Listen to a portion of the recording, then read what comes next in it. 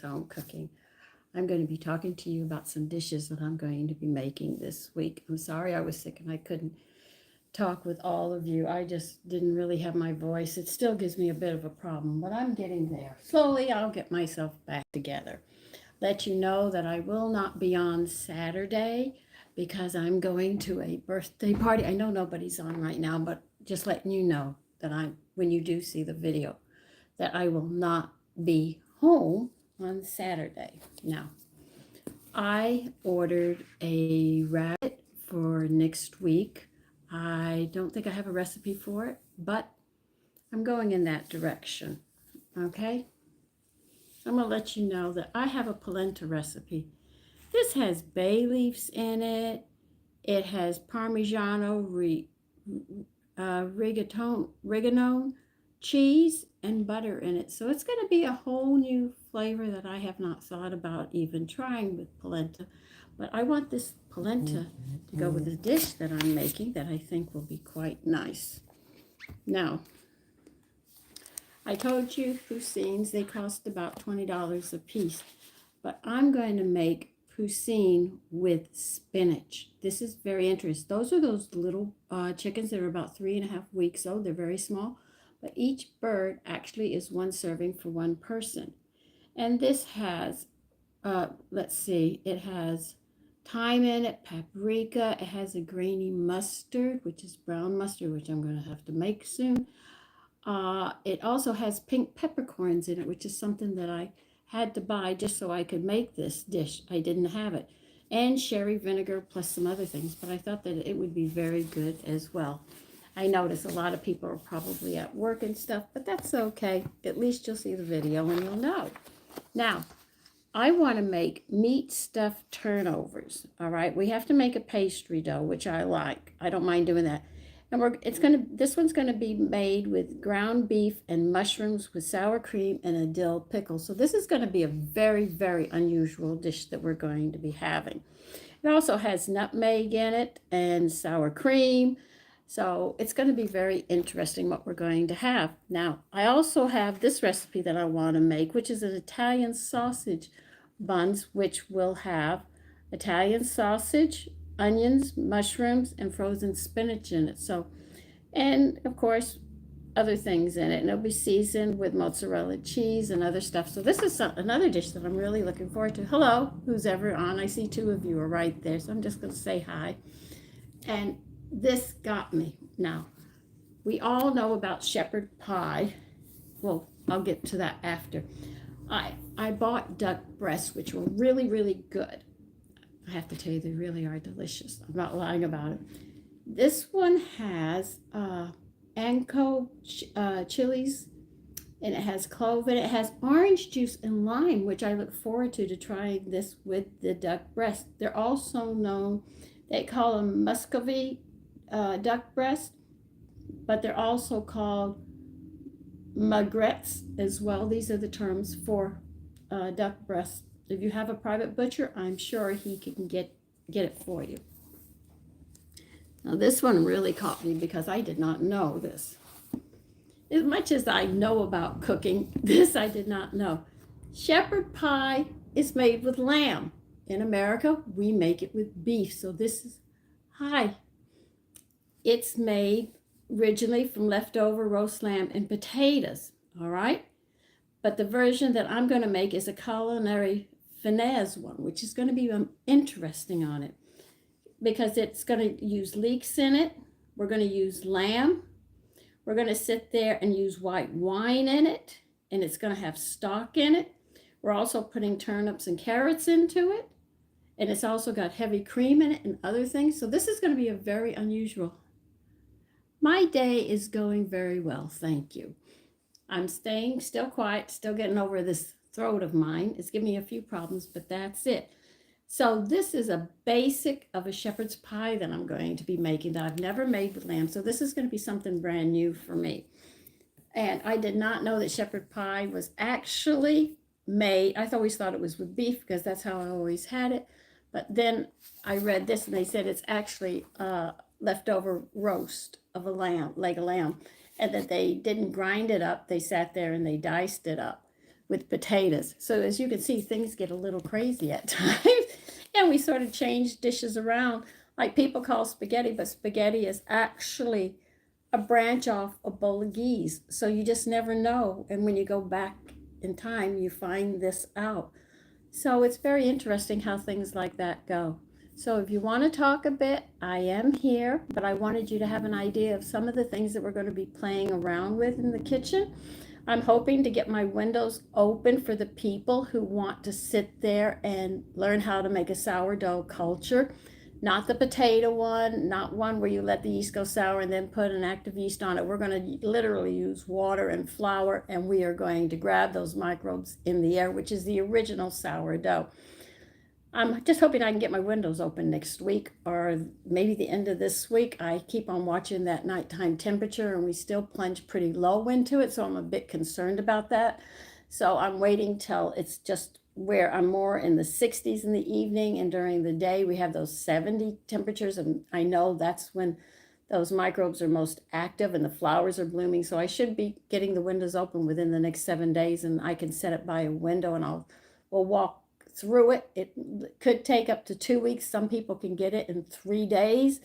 My last one I did was actually 15 days. I'm still using it, but I know a lot of you have asked about how to make sourdough. If it's real hot, you have to be real careful because it can give you a problem. Springtime is really the best time, I find. They say in the winter. I said, listen, mine doesn't even get started in the winter, so I wait till the spring. So like I said, if you want to talk, we can talk a bit. I might have to cut short because I do start coughing.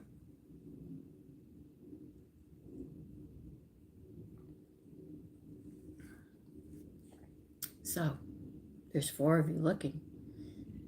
At least I can see that. I know I'm early. Yes, I do, Daryl. I have a YouTube channel. It's called America's Home Cooking. I do recipes and I explain nutrition. Some of it I talk about nutrition. Some of it talks about how to balance a diet. I do, sometimes I play a game with people and let them figure it out. And we have chat times and everything else. So where are you from, Daryl?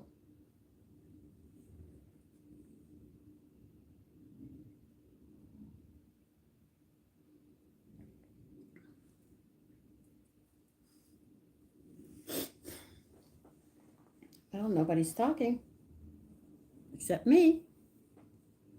Oh.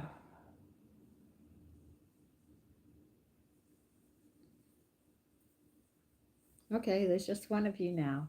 Well, if everybody leaves, I'll just close down. That's all right. Because I know I'm early today. I usually come on at 3 or so, but I came on early today. So who's on? Because you're quiet and you're not talking.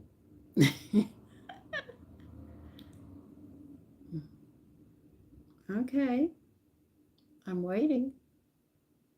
I don't know what you want to talk about. I did tell you what was coming up. So remember Friday that I will not be, I have to go shopping, so I'm not. Hi. So be aware of that. Friday I go shopping, so I won't be on, and then I won't be on because I'm going to a party on Saturday.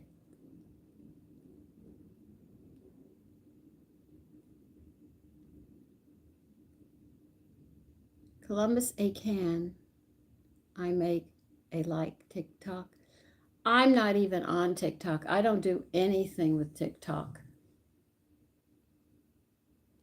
My son's told me to stay off TikTok, so I don't use TikTok at all.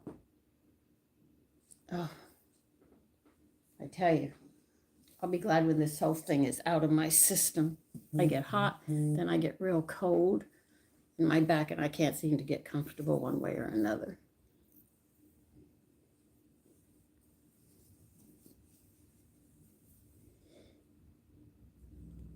Okay, I know I'm quiet. Hello, Shabu? Did I pronounce that right? Shabu, I'm Granny, okay. I am doing better. I still have a dry throat that I'm fighting. It's sort of the end of it right now, but it took almost 2 weeks to get well. Oh, you make TikTok videos. Okay. Thank you. I wasn't sure I pronounced it right. Where are you from, Daryl?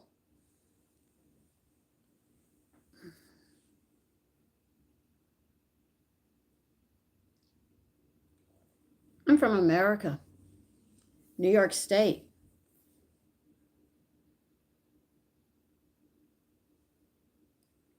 So where are you from, Shabu?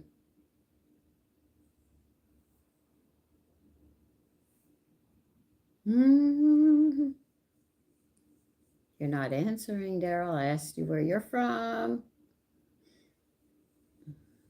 Mm.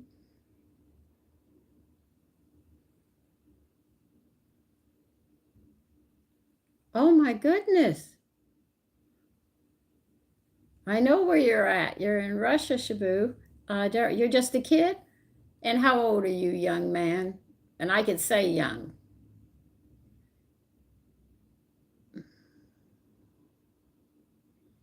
Wait a minute. Okay. Okay, so you're kidding, Shabu. How old are you, Daryl? Shouldn't you be in school? Today's a work day, so that would be school. It's not summer yet. I almost forgot about that.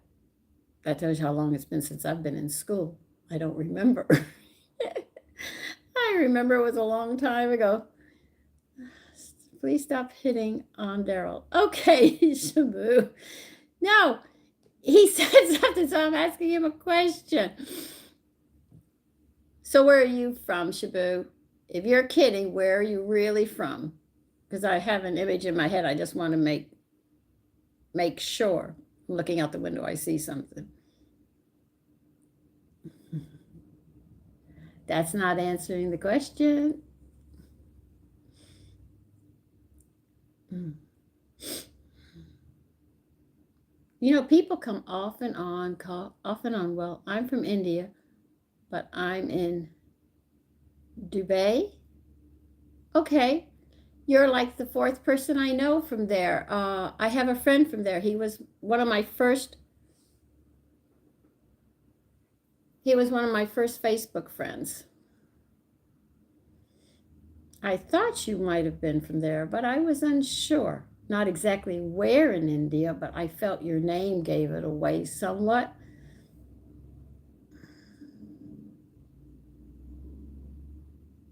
It's Dubai? Dubai?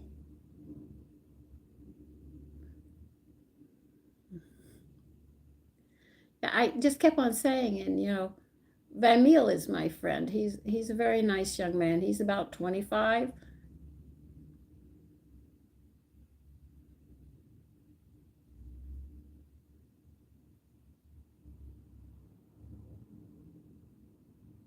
They say, now I'm going to tell you what the government states is 1,800 calories. That's 1,800 calories a day. They said if you eat more, but if you're working out, I would kick up a little higher in that. If you want to lose weight and you're working out, hold it at that number. But if you're working out, if you're a heavy worker or you do a lot of hard workout, they'll tell you to increase on it. My husband is deceased. He died it'll be 15 years in August.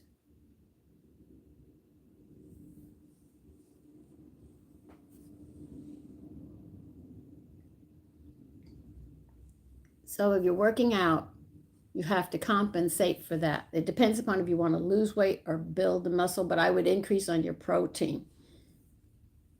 It's all right. I deal with it. It's just something that we have to deal with. All of us go through it. Somebody's going to lose a spouse one way or another. There's no way we can get around it. But thank you.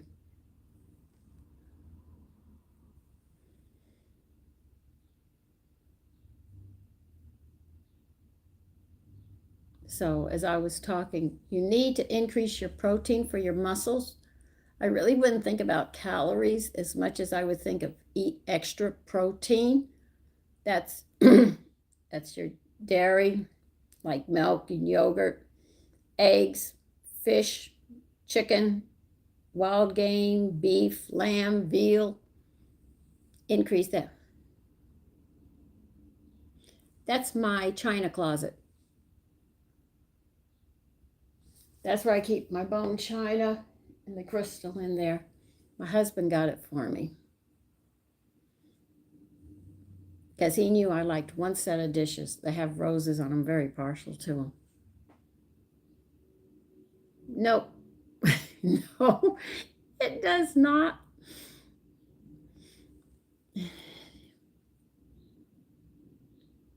That would be nice. Yes, I would like to know your name on TikTok. I won't see anything from it, but I'd like to hear it. If one of my sons have a TikTok on, I'll ask him about it.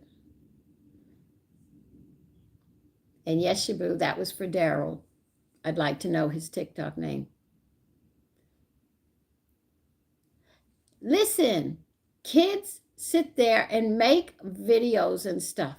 If you have a phone and you're not using your mother's, you can do it. When I grew up, we had one phone in the house and it was on the wall, and my mother would scream at my father, and her favorite thing to do was to hang up, and when she hung up on the phone, she ripped it off the wall. So we always had the telephone man at the house fixing the wall. He had to replace the whole wall one time because my mother ripped it off so hard. Tony, is that just it? Just your name on TikTok? Tony?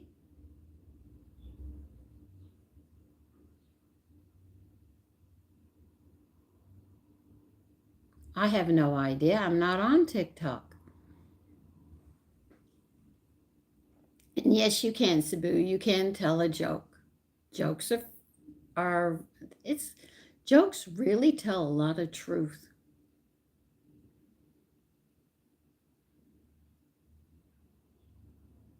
Oh, there's two people on now. I think I know the two.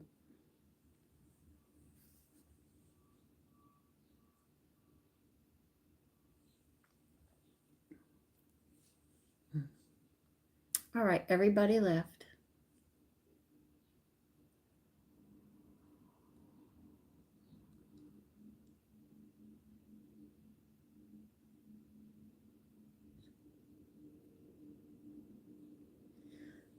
Well, you have to increase on your protein. You're not eating enough. That's more to lose weight than to contain weight. If you're going to work out, your muscles have to build up mass, so you're going to need that extra protein.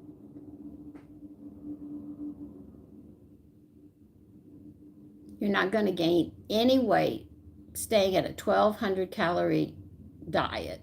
That's what they give to people to lose weight. But it also counts on how tall you are. If you're like 5 feet, 170 pounds is going to make you look plump. But if you're like 6 something, you're going to look like this, like a stick. So you've got to take your weight in as well. Because my son eats a lot of protein and he goes to the gym and he's been filling out quite well.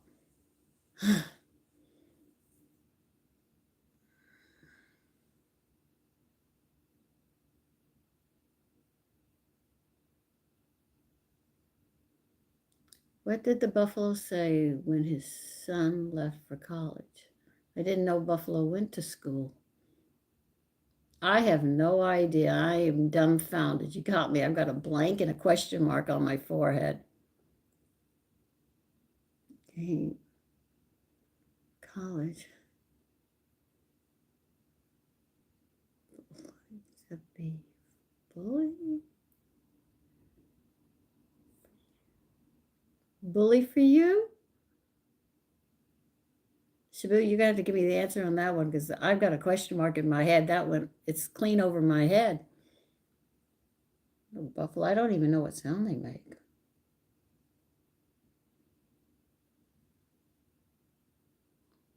But, okay, I wouldn't even have thought of that. That is adorable, Shabu. Thank you. I'm going to give that to my sons. Oh, yeah. Oh my God. Oh my God. I would never have thought that by son. Oh man, I am going to remember that and tell my sons. I might type them when I'm done with this and sit there and say, what did the Buffalo father say to his son when he left for college? Oh my God, I love that one. Thank you so much. I enjoyed that tremendously. Oh, that tickled me on that one. Thank you. Oh, if you have any more like that, I'd gladly hear them. You got my attention.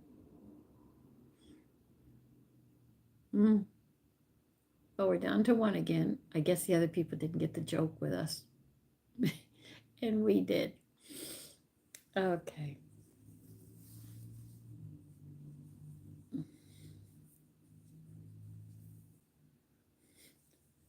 It's good. That is adorable. I would never have thought of that. My hobbies that I love to do, well, you know I like to cook if you're watching my cooking show. I like to craft. I love to knit and crochet, embroider. Crocheting is something I sew.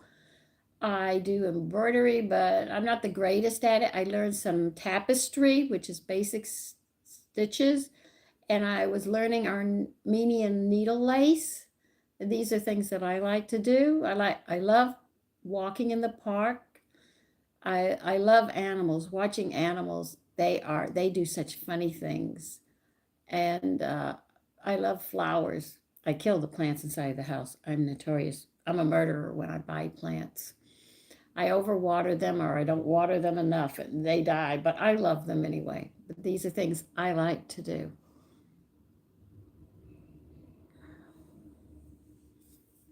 What does a buffalo say to his son when he goes off to school? That is so good. Yeah. Yes, I do, Pete. I have two cats. I lost my bird that I had. They're both brothers, literally from the same liver. Amber is the oldest boy, and Taffy is the runt of the litter. I had dogs, pet deers, rabbits, goldfish, chickens. I've had all sorts of pets. Persian, that's a pretty cat. That's a very pretty cat. And so the only thing I have now is just two cats, but I've had a house load of pets. And my mother would make me eat them when we killed them. I was not happy about that. I think she made me do that because she was angry with my grandmother, because my grandmother on my birthday would give me a new pet. And my mother would get rid of it. If we didn't eat it, she was going to make us get rid of it.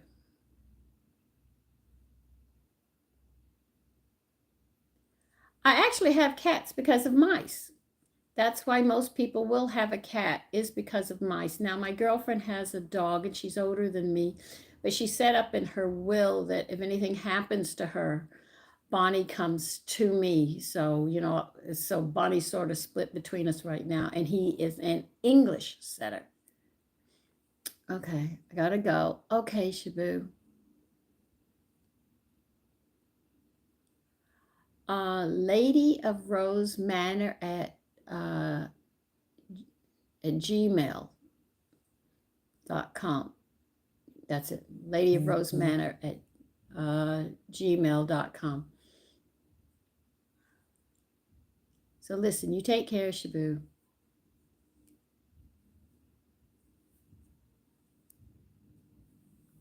But I do like dogs and cats. I just love animals. I really do. I just think they're beautiful. But most people will get a cat because they have mice. And living in the metropolitan area, there is a problem with mice. I mean, and rats out in the street. And the mayor says we'll get these trash cans, but I bought them. But the thing is that if those rats really get hungry, they'll eat through those trash cans. If they don't eat through those trash cans, they can attack small pets in the street they'll bite children and stuff, so they have to be really, really careful. I don't think he thought that through completely. It'd be better if he sits there and he has hawks and stuff, because they eat these animals, and these are the, prey and predators. So they should balance it out. But they don't always think of things like that, which gives, a problem. 6'1", 70 pounds.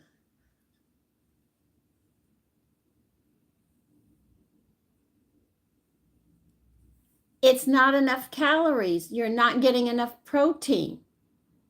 That is your problem. You've got to pick up on the protein. Just having a protein powder, you're not getting everything that you need in it. You have to eat 3 big meals. The biggest meal's got to be your breakfast, and the smallest meal's got to be your supper, because that is when you're going to be going to bed shortly afterwards, and that's how it works. You start the day with a very big breakfast. 2 eggs is 13 grams of protein. An ounce, which is 2 tablespoons, is 1 gram with milk. So if you have a glass that holds 12 ounces, you'll get 12 grams. If you have an 8-ounce glass of milk, that is as well. Usually 1 cup of vegetables will give you 1 gram of protein. 3 ounces of meat is 25. 2 pieces of 2 eggs is 13. Bacon, 2 to 3 pieces will give you about 20. You've got to think in terms of that.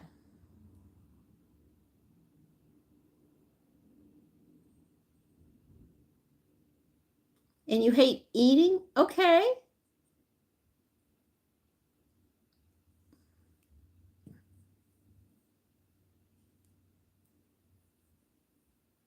Why do you hate eating? That doesn't make any sense.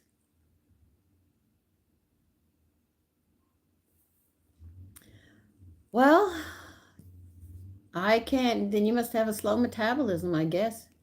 That's what takes you the food so long to break down. Some people burn it up in a hurry, some don't. You're 6'1", 145 pounds. You're thin. You're very thin. But remember, if you're working out, you have to sit there and realize you have to increase on that protein.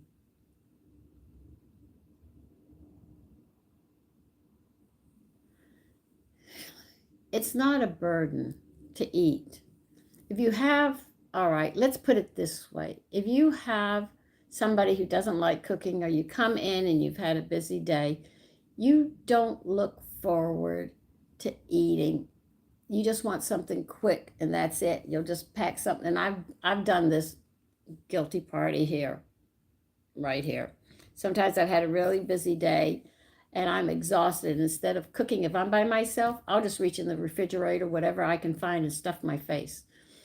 That's how I feel about it. But if you have somebody, or you have a meal that is really laid out nice, it's not a burden to you because you enjoy it, especially if you have good company. Now, some people grow up in a household where there is no family structure, sitting around the table and people being concerned about what has been going on with the family. In other words, what have you done, children? How was school? And he asks his wife and stuff, and she asks when he comes through the door. If you don't have that friendliness around the table eating, it can lead to a lot of problems with eating, and eating becomes a burden, or you hate it, or some people don't like eating alone because there was arguments in the family and they were probably sent to their rooms and eat in your rooms or something, or just go in another room and they don't eat as a family.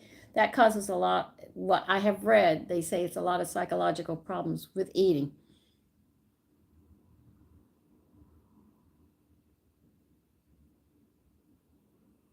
Oh, I understand that. Please. Being unemployed is no piece of cake. It is terrifying. When my husband became unemployed, he was terrified. He got hurt, and he was working, and his whole leg went out from underneath him from an accident that we had. And he didn't know how we were going to make it. And he said, Sandy, leave me. I said, I'm not leaving you. I'm not leaving you. It's just, no, we're going to stand as a family through this. And I saw it tear him apart. As a man, I cannot say I feel for you, but I can say I understand because my husband was there. So I saw what it did and how it tore him apart, because in society, man is the breadwinner. Though people try to change all the rules around, I understand, because when you said that you're unemployed, I remember how my husband was. But you'll get back on your feet. Believe you me, you'll get back on your feet. I told my husband, you'll get back on your feet. And he said, I can't, the leg's not working. And I said, Tony, you're an artist. Do what you love. He did. And he brought money back in. So sometimes when you get unemployed for one reason, it's because you're not supposed to be there and you should be in another place.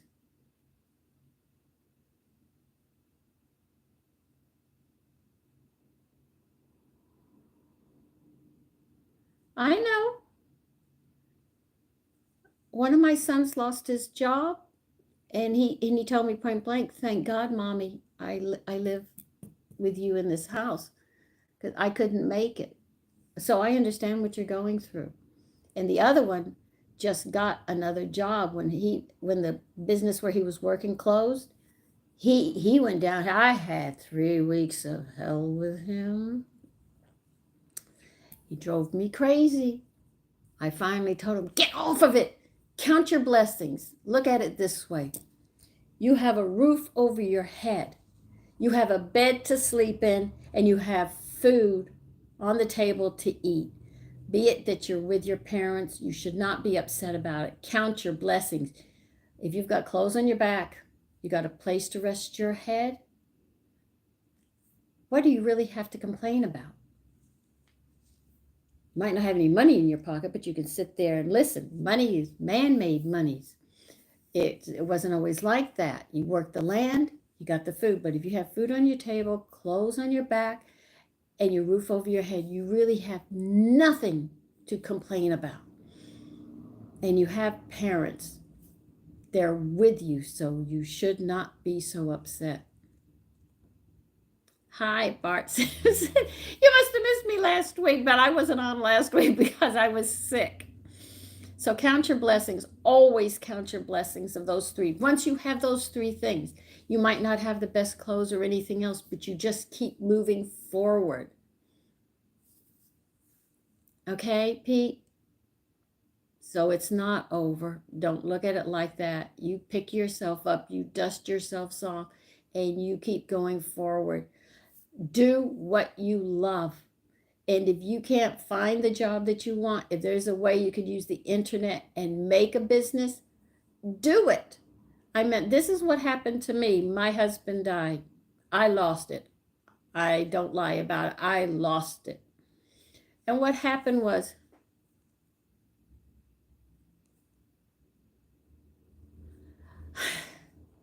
as my son, I know it's going to sound really stupid, but I have my faith to keep moving forward. I really do, because many a night I wanted to kill myself. No, I still have a slight dryness in my throat, but I'm working on it. That's why I have water here, and you see me drinking.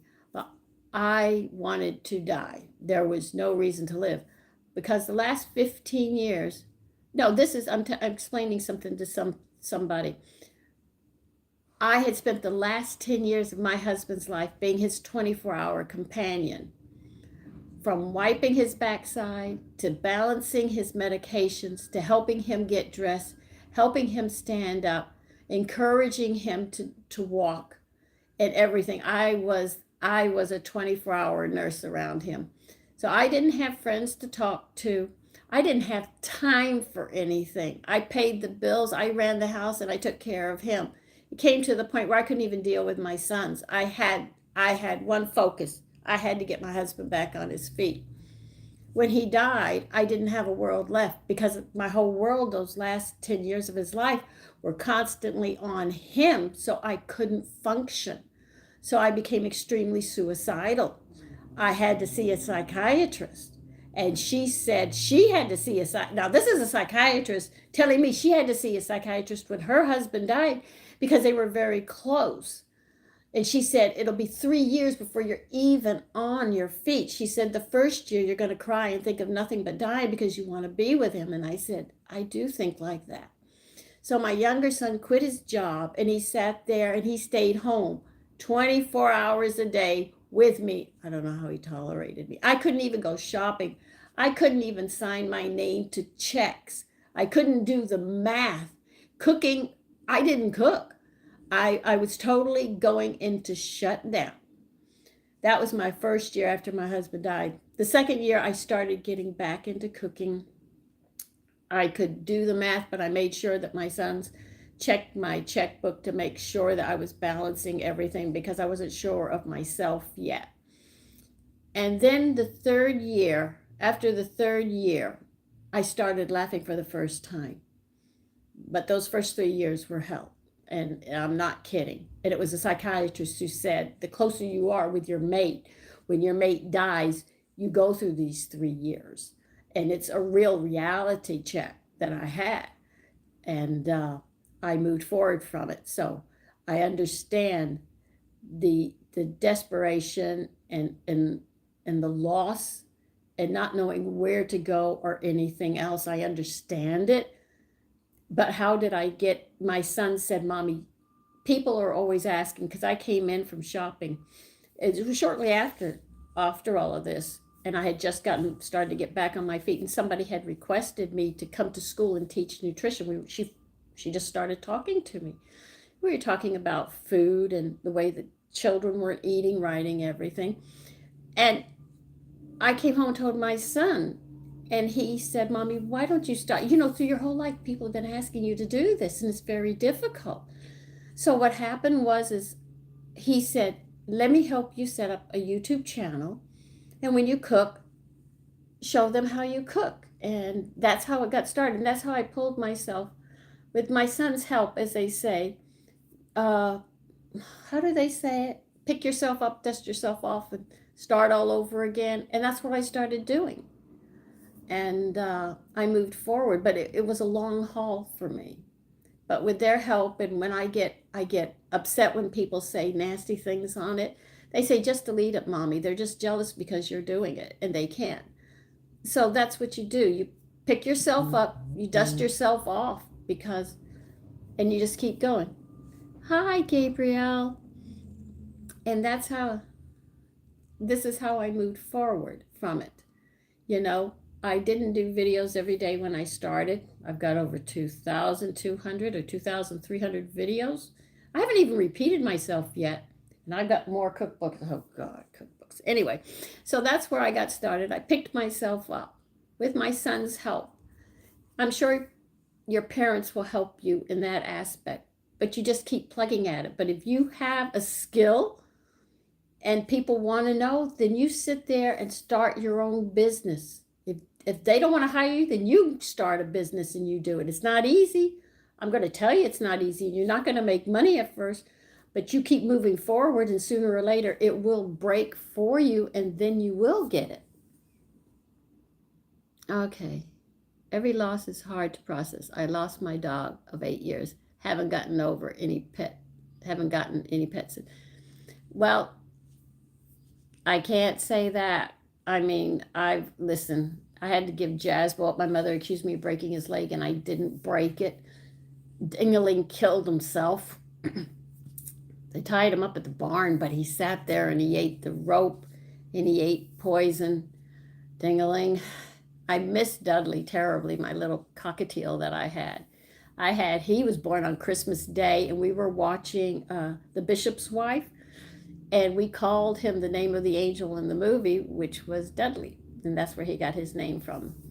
And he got in more trouble. He broke more chains around my neck than a fool. My first cat was Coco. My father, he used to sleep in the back of my head, and I was a little girl. And my parents at that time had a great fear that he would suck because I drank milk, that he would take my breath away when I went to sleep. So one day he wasn't there. And I called Coco. I called for Coco. I went out in the yard all over the neighborhood looking for him. I couldn't find Coco. My mother took me to the supermarket, and on the way back, I saw a kitten dead in the road, and it was my cat. I've had that hurt. That really hurt. I knew it was my father had taken him and just took him across town, but the supermarket was across town. Anyway, you can get another pet. I know you miss your dog, okay? But you can get another pet. You don't have to get a dog. You could get another pet. You'd be surprised. Okay, so I've been talking. Boy, have I been talking.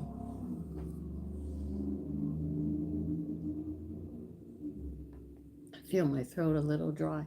But think of another pet that you might want. I know my cats are getting old. And if Bonnie comes in here, boy, are we going to have fights, because Amber is a jealous cat. I could just see him coming, and Bonnie is extremely friendly. But we've had all sorts of pets. My husband had 3 kennels. He had a Weimaraner, an Irish setter, and an Irish wolfhound kennel. And that was a handful, because Toffee was the Irish wolfhound. She took my husband on. Always, because that's like an 8-foot dog. I mean, you know how you walk them? You tie him up next to a car and you go slow and he runs along. Oh my God, I didn't believe it.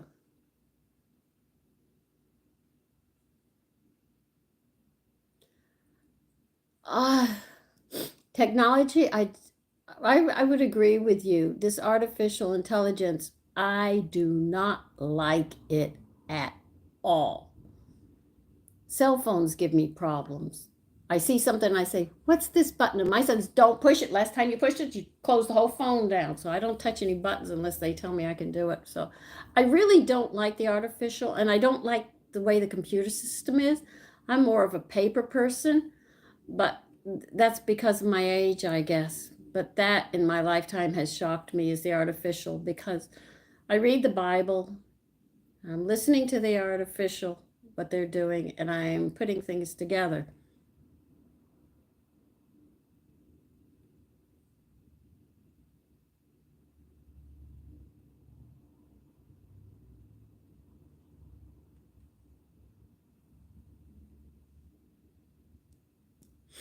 No, we weren't. We actually ran across these people, and they were our friends. That's why we got those kinds of dogs. But the artificial, when I think about artificial life, and I think about what the Bible states, and the way they're sitting there saying IDs, and the military are putting computer chips in a hand. And if anybody reads the Bible, the old Bible, it talks about the mark of the beast on the hand and in the or on the forehead. And that puts me on notice.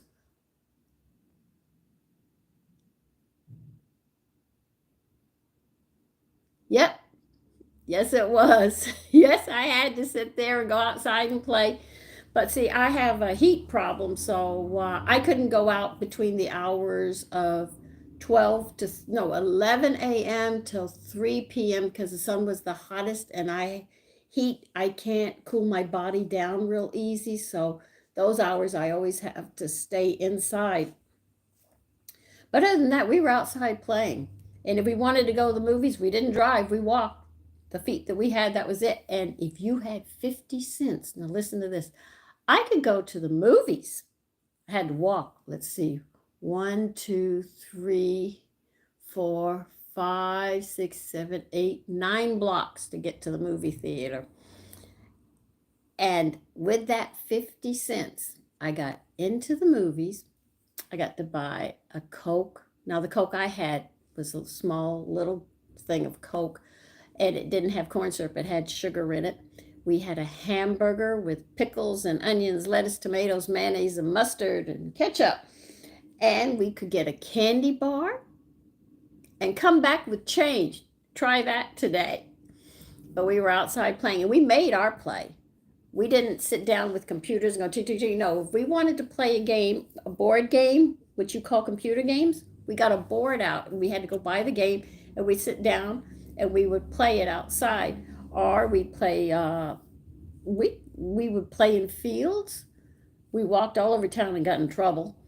And believe you me, country children do know how to get in trouble. Animals, we played with the animals, everything. No, I am real. Believe you me, if you cut me, I'll bleed. But I don't like computers. But we did play outside. And when we got whipped, oh, you know your parents talked to you? Oh no. My mother had a special belt. Everybody had a special belt. And they would find it and we got whipped royally. And if you cried or had a tantrum, you know how young people have tantrums? Oh, Jesus, we got whipped for that. You want a tantrum?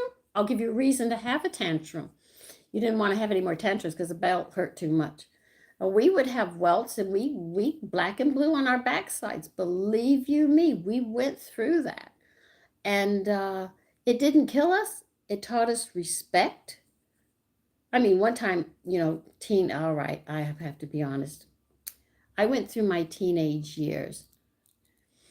And when I was just starting to get my oaths about 13, now remember, down the block, the sheriff lived. Now, to get to the movie theater, I had to cross the highway, go 1 block. Wait a minute, highway, go 1 block, walk down, past the library, and in the next block, guess what was there? The police station.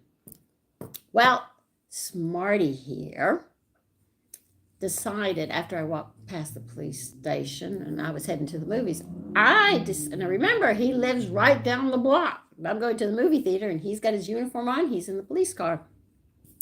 I jaywalked. That's right. I did not go to the corner, wait, and cross the street. I jaywalked right in the middle, cut a few steps. He pulled up, got out of the car and said, Sandy. Well, he knew my mother, so he knew me. He knew my father. He knew me. He knew everybody in town. And he said, you jaywalked. So I said, I don't care. Chip on the shoulder, being a teenager, young teenager, I'm going to feel my oats, man. Yeah, I felt my oats. And he said, I could ticket you for that. And I said, no, you can't. He said, yes, I can. I said, no, you can't. He grabbed me by the arm. Uh-oh, Sandy's in trouble. And he said, do you want me to tell your mother what you did? If I ever catch you jaywalking again, you see across the street there, that's the jailhouse. I'll lock you up and your mother can come get you. I think everybody feared my mother. Like I said, if somebody said something wrong to her, I think she'd punch him out. She even hit my father. She hit us and she hit my father as well. Caught her doing that. So I'm sure if a police officer said something to her, she'd belt him too. So after that point, I went to the corner.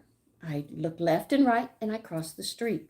You couldn't get me to cross anywhere except through the graveyard, which was about 1, 2, 3, 4, 5 blocks from where I lived. And my husband brought me up to New York City. This is the end of the story. You'll have to hear this. What happened is that we were walking down the street and he wanted to get across the street. And we were in the middle of the block. And he sat there and said, come on, Sandy. He walked across the street and I stood right there. I was not crossing that street. He sat there, came back and said, come on, Sandy. No, I am not jaywalking. He said, Sandy, come across the street now.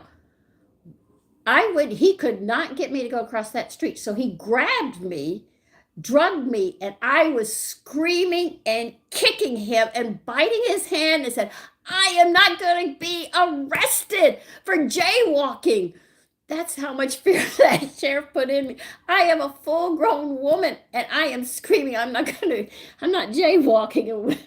And to this day, I like to walk to the corner, wait, check the lights, and then cross because I don't want to go to jail for jaywalking.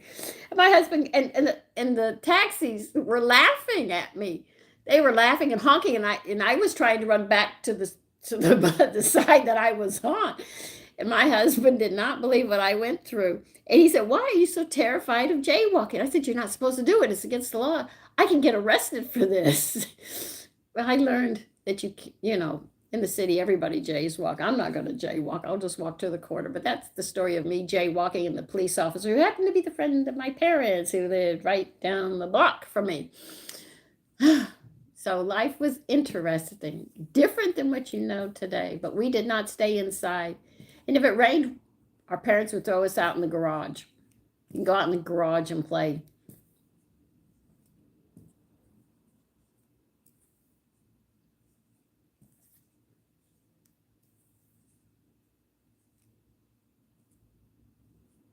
No, I am not going to embrace computer technology, only enough for what I have to do, and that's it.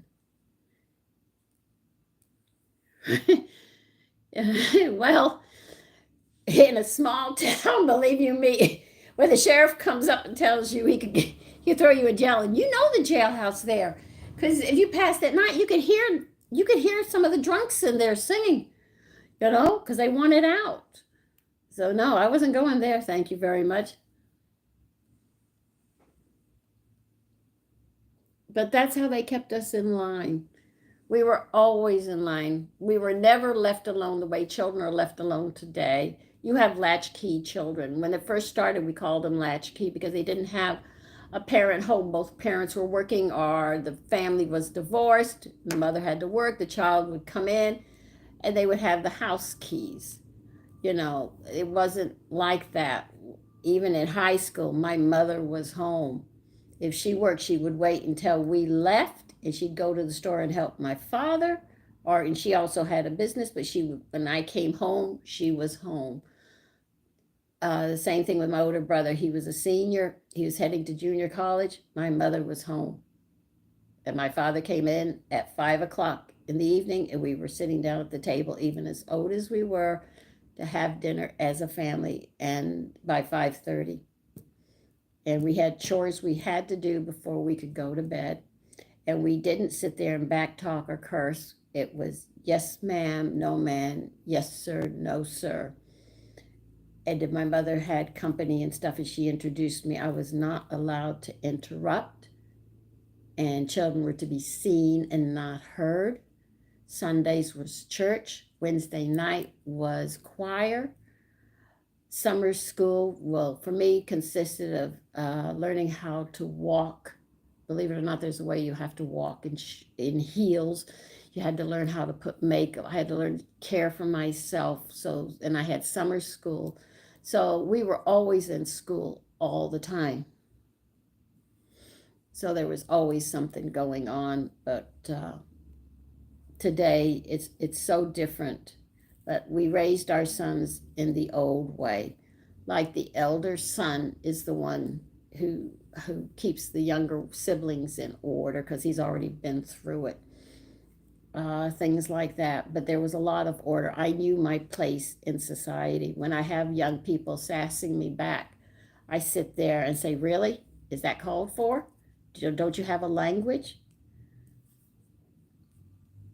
Or is that all you know?"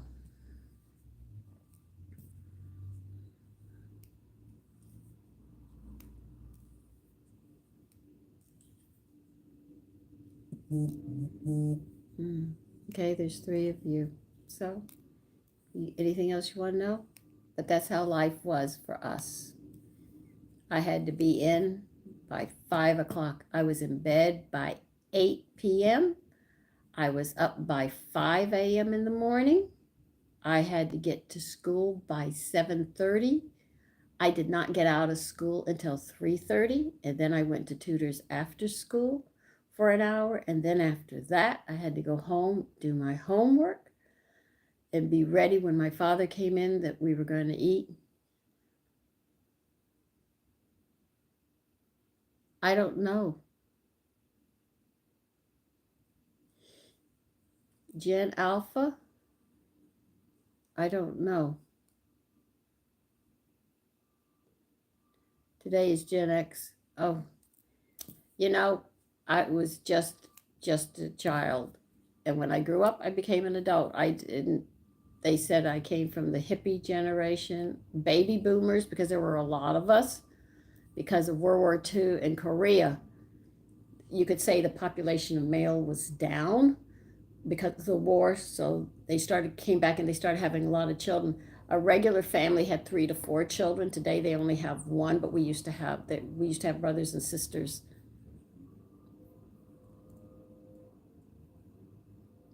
They called me the baby boomer generation. I came in at that time after the Korean War.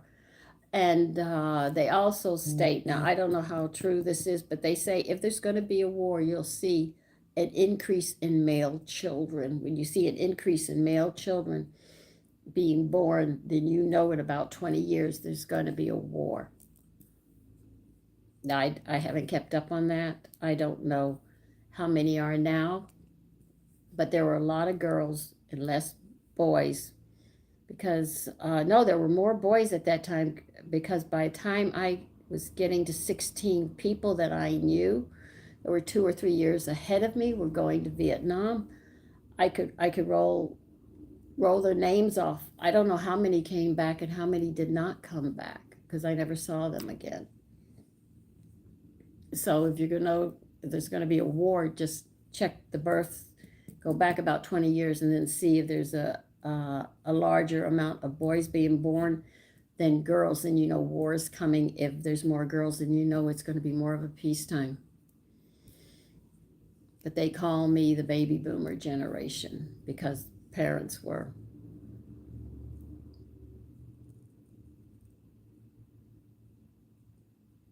No, I won't even go there, Bart. No, there's only so much. Man is playing around, and that's what he did last time, and he messed the earth up.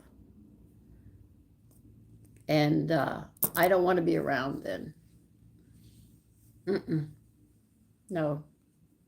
They do a test tubes like that. I do not want to be on this earth for that. God better call me home by then because I'll be kicking a fit, and they'll just say a grumpy old lady. And the fertility rate is not dropping, Bart. You're making a mistake that what is happening is a lot of these young girls who get pregnant and women, they're going for abortions. And they're actually killing the babies. So what you see being born, go and take a look at the ones that are aborting. And then you'll see the fertility is up there. But you might be talking about the hormones women are taking. So I disagree with you, Barton.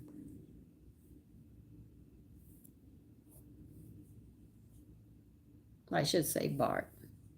I love that name, Bart Simpson. You took it from a show.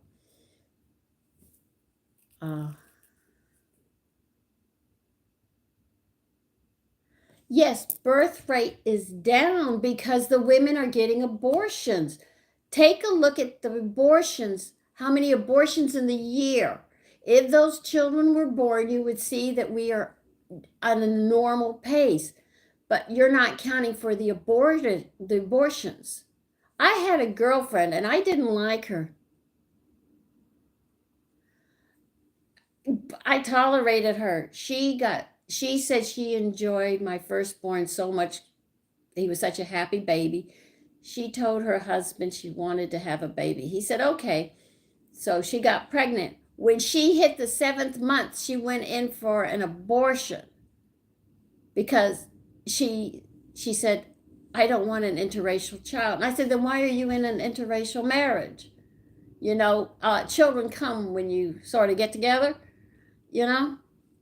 No, but you can't count for just the babies that are alive. You have to go and see how many abortions were done during that year. Now you add that up to the babies and you see the birth rate should be normal, if not higher. But they're killing all these babies off. Now, if you knew what they did with those babies, you would really be upset. And you should see how they do the abortion.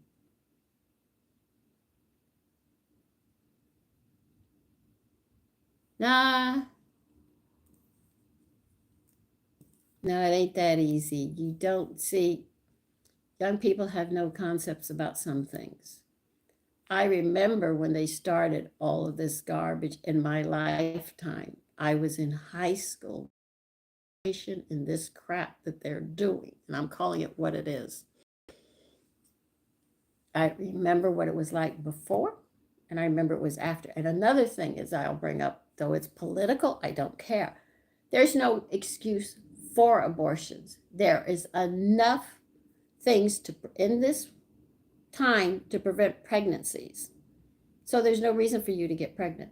Now, the only time I would consent and say yes to an abortion are 3 reasons: incest, rape, and if the mother's life is in jeopardy. Those are the only 3 times that I would sit there and say, yes, there is. You're going to have to. No postpartum depression. Oh, yeah, I went through that. I had it 1 month before I gave birth. And my husband looked at me, he said, do you do anything normal? I said, I don't think I do anything normal, Tony. But I remember going through that. That's because the hormones plunge so deep. So those are my beliefs. A cold day. That'll be a cold day in the hottest spot that we know of.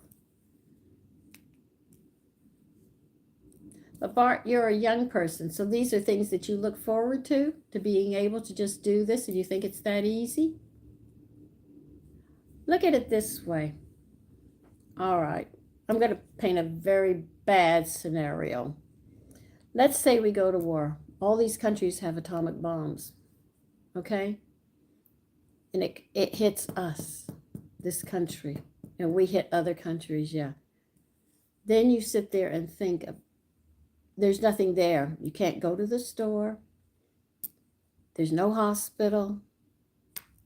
No nothing. So if you go and horse around, as we used to say in Texas, did you horse around and get pregnant? You think about that. You get it pregnant, you have to care for it. There will be no pill to pop, nobody to give an abortion, nobody to do anything. You might even not be lucky to find a mate because there'll be too many dead bodies. And then you'll sit there and see some of them that are being half hurt and you can't give them any medical attention because there's no medical attention. There's no food. There's nothing. You're just standing there on your own. What are you going to do? What are you going to do? Don't have a gun. It's metal. Atomic melts all of that. So you're left with just your bare hands and a body, and be lucky you might have clothes on because it might burn your clothes off and you might be sick. That's a horrible scenario.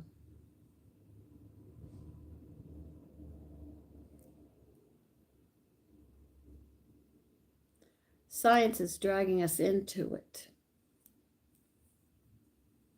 We are doing things that we shouldn't be doing. They're doing gene splicing. A lot of people don't know that. How many animals have become extinct because of us?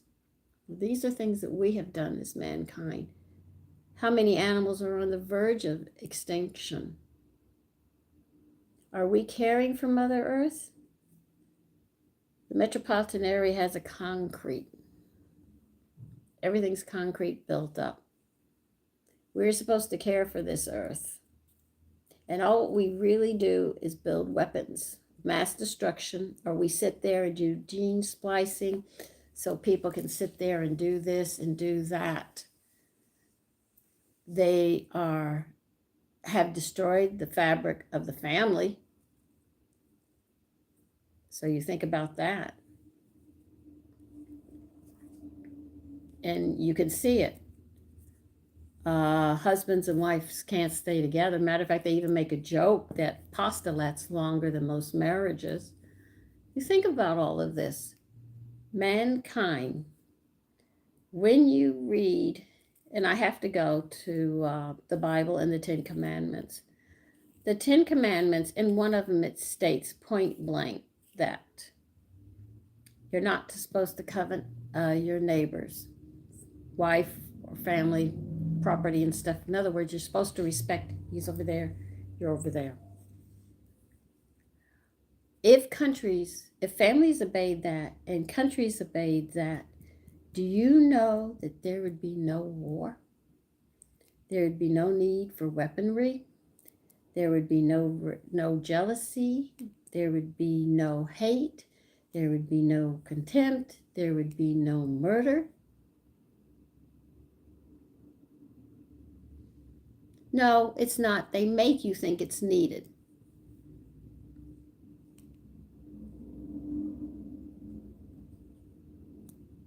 Is it really back? You have no idea. Since they played with the genes, when those puppies grow up, what are they going to be like? You don't know what's going on up here.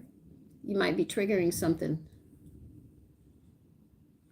So you have to be careful and think about that.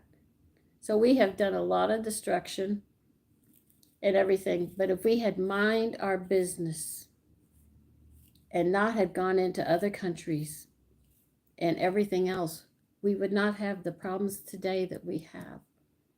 A lot of this, but the family structure is broken, the neighborhood, or if you wish to say the community is broken, and the government is now at odds ends in my country, and governments are at odd ends with each other. You think about it, it's crazy. That's how I look at it. I said, no, if we just went, but they'd say you're old-fashioned, you're medieval in your thoughts, there's no God, there's no this, that, get on with the science of it. You think, but it's the way I think and I feel. And remember, I have 72 years of a life. And if you talk to somebody who's 100 years, they'll tell you they've seen a lot more than me. You can't deny it. But young, everything is like wide-eyed and you think it's great. And then when you get older and you see what it's done, you say, oh, no. We got to go back. You've got to go back. Something's wrong. And you'll see it as you get older. The older people, and what they like to do is push older people to the side and into nursing homes and stuff. They don't want to hear from you. The older people, the young people say, no, I don't want to hear from you. You don't know what you're talking about. The thing is that, see, I was raised to listen to my elders. So I understood my elders. I listened to the time that they talked about. I had a point of their life and what they went through and how society had moved forward, as they said, and caused problems. And they could see how it was developing. And as I get older, I see what they were saying, and you can see how it's all been really just ripped apart.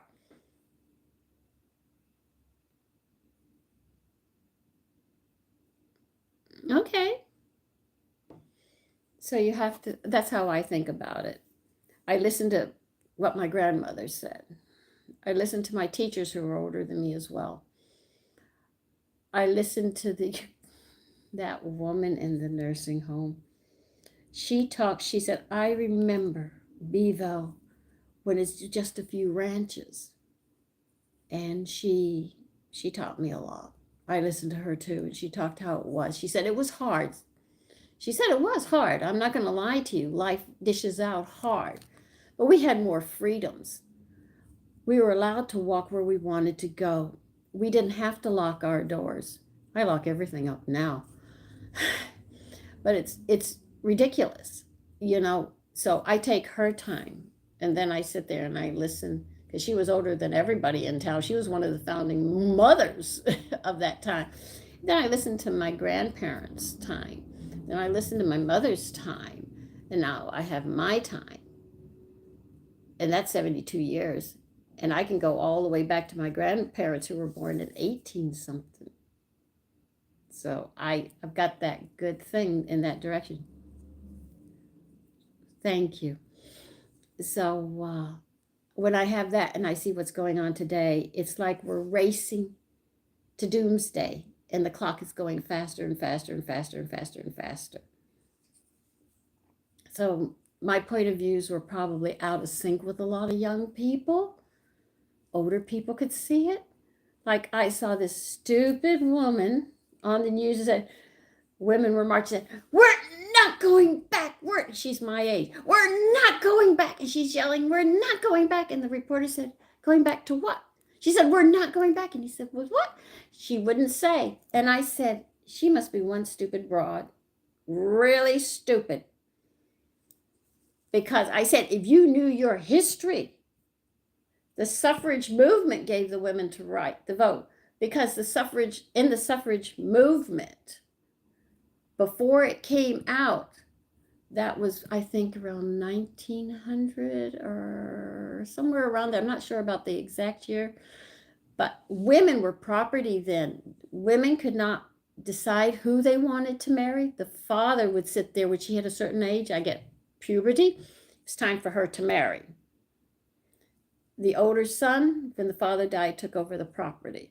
So if he died young and the son was there, the son took over the property. The wife didn't own anything. She was property to him. She did not have a right to vote. She did not have a right to go to college. She did not have a right to learn anything. So what happened with the suffrage movement, the 7 sister colleges were made for women to go to school, colleges for us. Women got the right to vote. They got a right to own a business. They had a right, this is all from the suffrage movement, to choose who they wished to marry. They had a right to marry or not marry.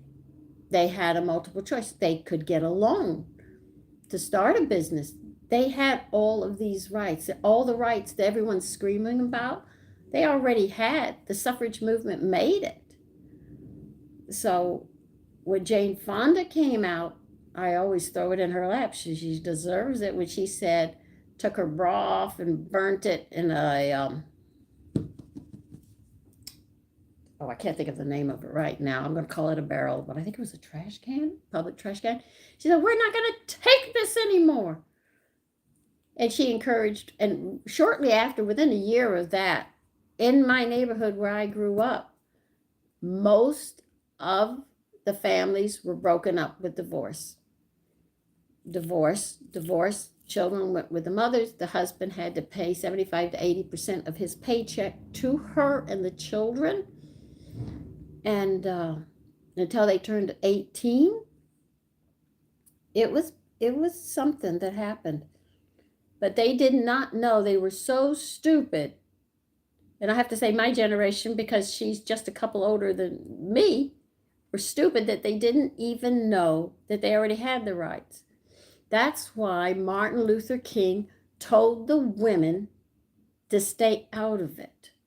Because what happened is that at that time, color dictated if you were going to get a job or not.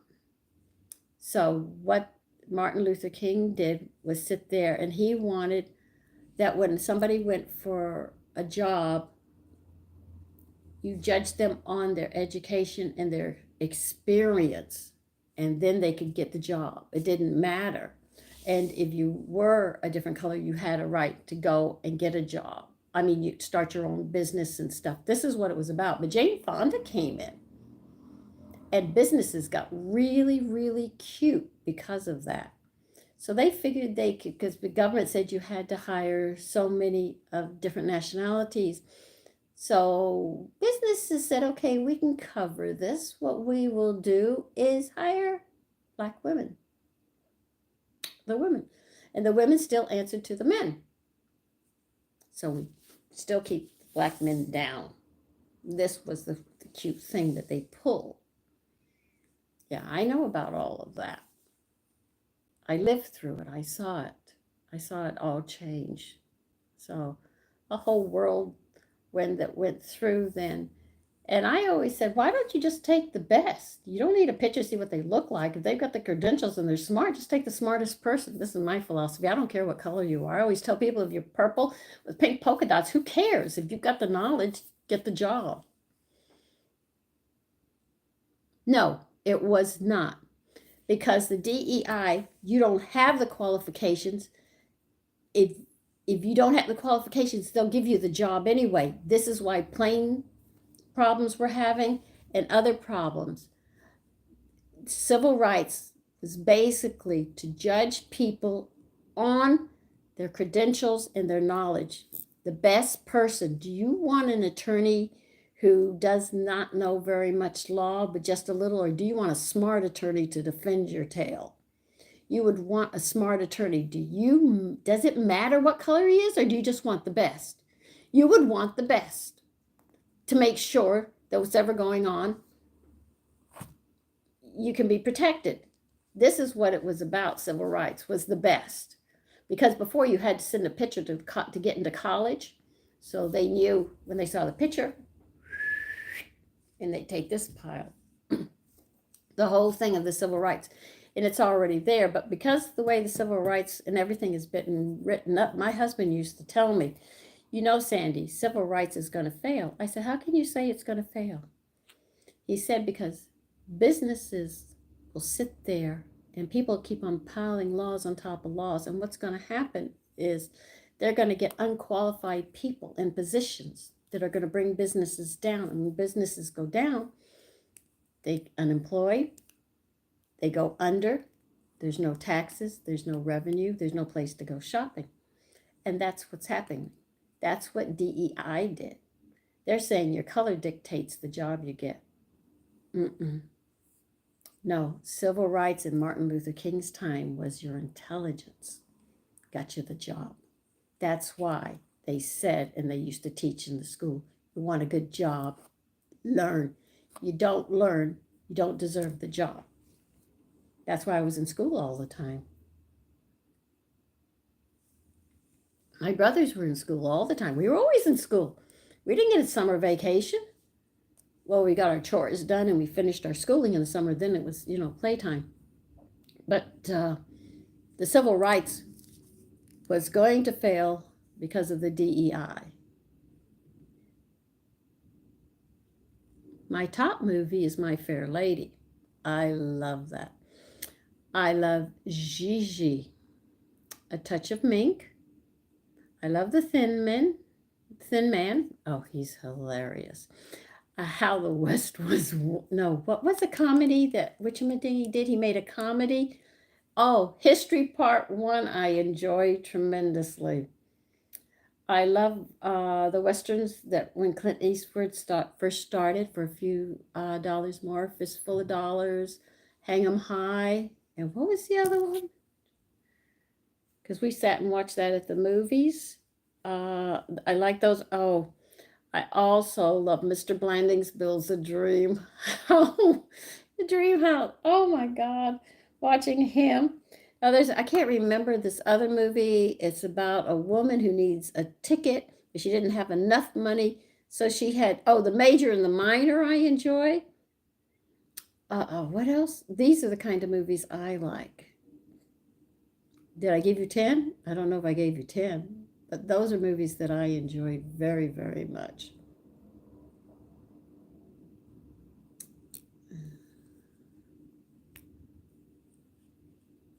Hey, lady, she cooks the roast. Hi, how are you? No, we just been talking, that's all. Let's see. Thank you. Yeah, I was off for a couple of weeks because I didn't feel good. I was going to do a live yesterday, but I couldn't. Doing better. Still have a sore throat. Drinking water every time it starts to dry out.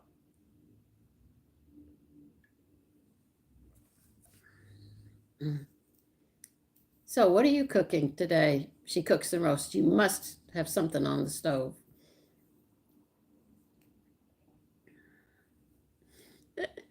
It took me a bit.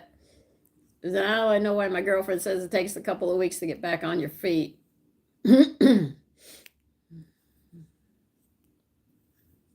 So we're just talking, people want to know things, and that's it. Stuffed French toast, that sounds very interesting.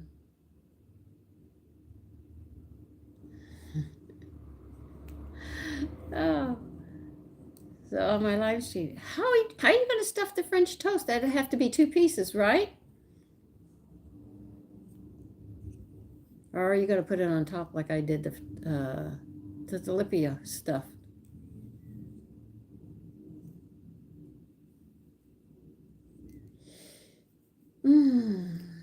Well, I cooked, we had leftovers today, but I had to make some hamburger rolls and I tried a new recipe and they came out nice. I've got 16 of them.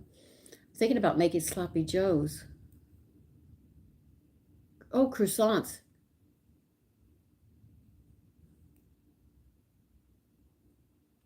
Oh, okay. Mm-hmm. I'm going to be making some stuffed pies, meat pies, next week. And I'm also going to be doing some duck. I've got some really interesting recipes that I want to try.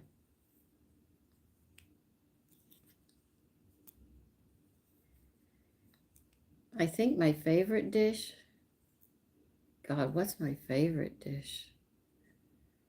I know one of my favorite dishes is clams and linguine. That I love. I try to have that once a year. It's such an easy dish, but I remember it from young.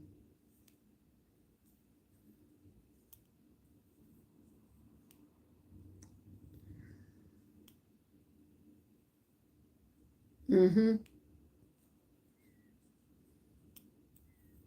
Those are good. I can't afford the clams right now, so I sit there and buy them by the can.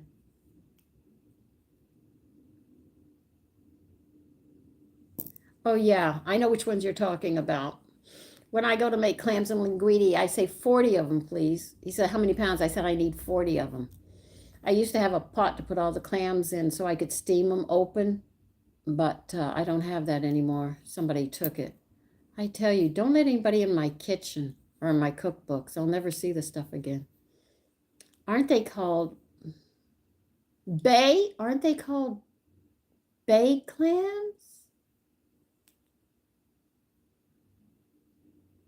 Yeah, I'm making duck. I bought a whole duck. I'm picking up a rabbit Friday. They said they ordered it for me, and I have breasts. I'm going to be doing the breasts soon. Yeah, I want to. I think I'm going to grill. No, I'll sear the ducks, but I'll do the fat. You have to do the fat side first, and I'll make a diamond design on it. But I haven't decided what I want to have with it yet. They say to put it on a bed of spinach. I said, yeah, I can do that. I can make a salad underneath it, but I don't want rice with it. I thought about cream corn might go well with it, but croissants would be excellent with it. I'm gonna have like 4 different recipes, so that would be good with it as we think about this.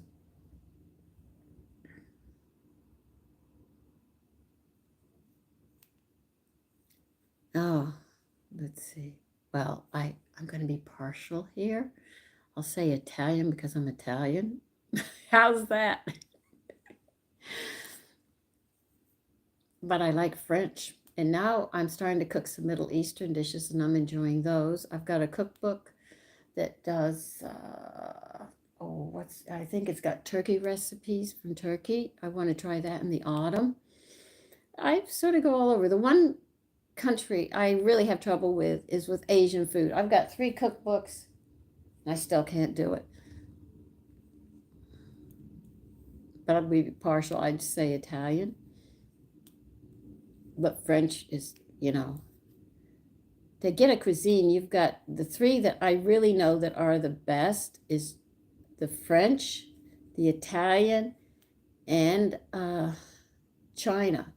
They have the longest recorded of cuisine, and so they're known as the top 3. 2 of them I like very much. If I have somebody cooking Chinese, I like it, but don't ask me to do it. You'll get mush. I already tried it. My husband said, now, Sandy, you just do it like this, this, and this, and they want to come out. I said, Tony, it didn't come out. He said, what'd you do? I said, I don't know what I've done. Yeah, India. Yes, but India, they don't I hate to say it, but they don't acknowledge it really as a cuisine yet. When I was studying, they definitely said they said France, Italy, China. They said the other countries haven't really, developed a excuse me, a cuisine. I guess it's because maybe it's not in books or something, but that's what they stated when I was going to school. Those were the three that we learned. I mean, they said America didn't have a cuisine. James Beard had to come in and introduce American cuisine. A lot of people don't know about him, but he was the one who let the world know that America does have a cuisine because we come from many different countries and we sort of mixed all those cultures up and then we came out with these dishes that we have all over here.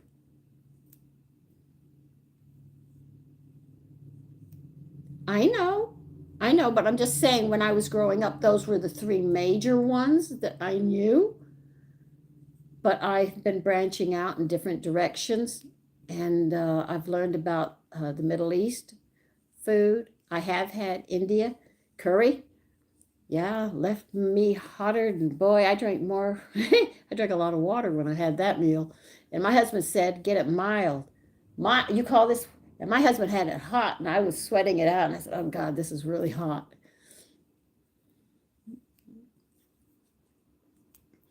So I'm very aware aware of how hot. I hadn't had any hot food. My husband was taking me to all these restaurants, and I said, "Oh my God, I'm not going to have a throat. I'm not going to have a mouth left." But I enjoyed every bit of it going down. If I could just get past the heat, I was doing good. I've also got a cookbook on old dishes, you know. You can't think of any American cuisine. Hold on.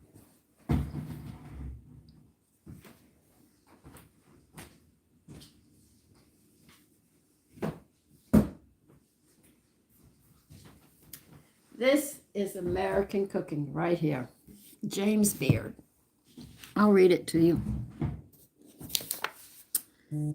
He's called the Dean of American Cookery. That's by the New York Times. And he rightly credited for the establishment of the American cuisine. That's James Beard who did that. He's done walnut breaded sole. I'm just going to flip through this a little bit. Poached stuffed chicken breast. He's done an American beef stew. He's done ground lamb kibasas, breast of lamb poached and breaded, butter steamed Brussels sprouts. He has done pumpkin spice cake and a mystery or tomato soup cake. Yeah, this is what he's done. These are just what? It's almost how many pages in this cookbook? Hold on a minute. He's got about 1,000 pages in this cookbook, and it's called James Beard's American Cookery. He actually went all over the United States and was picking up these recipes and stuff, but you have to remember what makes American cooking so different is because we get people from India, we get them from Turkey, we get them from Portugal, we get them from Italy, we get them from Spain, we get them from England, we get them from South America, we get them from Canada, we get them from all over. So, and because we're multicultural as a country and we intermarried through these cultures, they take two cultures, they put them together. I mean, my husband and I made a curry dish that actually is spaghetti and curry put together. And that becomes a new dish, but it was created because he's a West Indian and because I'm Italian, we came together in that aspect. This is what happens when you come with a multicultural groups of people. The children, as they grow up in the country and they learn to play with each other, they become friends and they fall in love with different cultures, they gel together. And then when they do, you end up with all these beautiful cuisines that you just don't know. So that's why American does have a cuisine. It's just not up at the top, but we are moving up there because it takes many, many years for our cuisine to be totally developed. And they, like I said, when I was growing up, it was French, Italian, Chinese. Those were the cuisines I learned about. But through it all, I've learned that there's other ones. And hunters are now coming out with their cookbooks of wild game. Yeah, I got those too. I gave one away to a friend of mine. And he said, that is very interesting, Sandy. I didn't know that. I said, well, since I don't have a hunter in the family anymore, you could have it. So I gave him one of my cookbooks for that. But now I know where I can buy the wild game meat. So I'll be buying that, and we'll be trying some of these dishes that they have in the cookbook. So if you haven't heard of American cookery, James Beard was the one who actually brought it out. But we'd probably have to be 200 more years or so before we start even getting what we would call classic cuisine. Okay? Now, don't you think you've listened to me long enough for an hour and a half me running my mouth and answering questions and talking about food and everything else in between? Listen, I'm going to let all of you go, and I'm going to go rest my throat. And I got to put a shopping list together for everything that I said we're going to have. I want all of you to take care and be safe. And I hope I'm even better next week. Okay? So bye-bye.